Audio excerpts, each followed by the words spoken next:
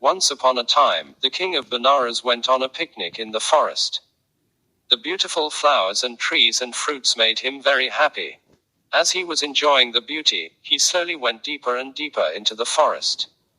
Before long, he became separated from his companions and realized that he was all alone. Then he heard the sweet voice of a young woman. She was singing as she collected firewood. To keep from being afraid of being alone in the forest, the king followed the sound of the lovely voice.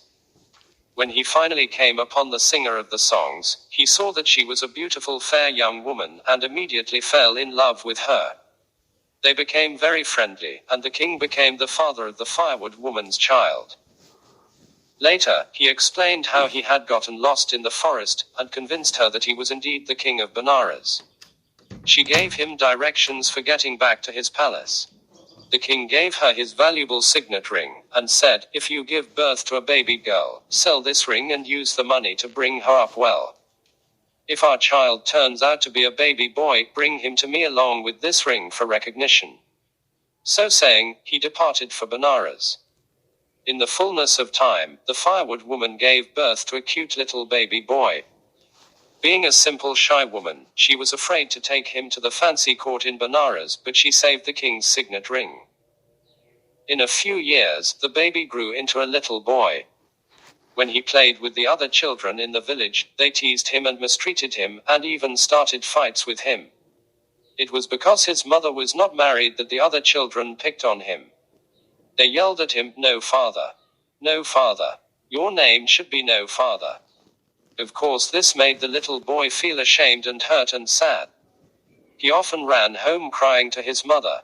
One day, he told her how the other children called him, "No father.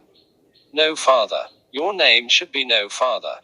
Then his mother said, "Don't be ashamed, my son. You are not just an ordinary little boy.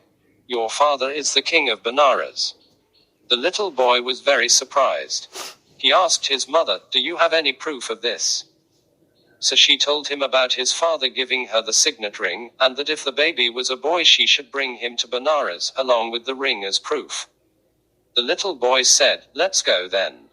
Because of what happened, she agreed, and the next day they set out for Benares. When they arrived at the king's palace, the gatekeeper told the king the firewood woman and her little son wanted to see him. They went into the royal assembly hall, which was filled with the king's ministers and advisors. The woman reminded the king of the time together in the forest. Finally she said, "Your Majesty, here is your son." The king was ashamed in front of all the ladies and gentlemen of his court. So, even though he knew the woman spoke the truth, he said, "He is not my son." Then the lovely young mother showed the signet ring as proof. Again the king was ashamed and denied the truth, saying, "It is not my ring." Then the poor woman thought to herself, "I have no witness and no evidence to prove what I say. I have only my faith in the power of truth." So she said to the king, "If I throw this little boy up into the air, if he truly is your son, may he remain in the air without falling. If he is not your son, may he fall to the floor and die." Suddenly, she grabbed the boy by his foot and threw him up into the air. Lo and behold, the boy sat in the cross-legged position, suspended in mid-air, without falling. Everyone was astonished, to say the least. Remaining in the air, the little boy spoke to the mighty king. "My lord, I am indeed a son born to you. You take care of many people who are not related to you. You even maintain countless elephants, horses and other animals.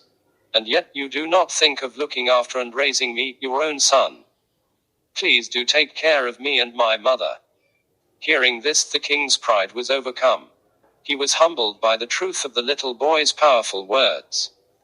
He held out his arms and said, "Come to me, my son, and I will take good care of you." Amazed by such a wonder, all the others in the court put out their arms. They too asked the floating little boy to come to them. But he went directly from midair into his father's arms. With his son seated on his lap, the king announced that he would be the crown prince, and his mother would be the #1 queen. In this way, the king and all his court learned the power of truth.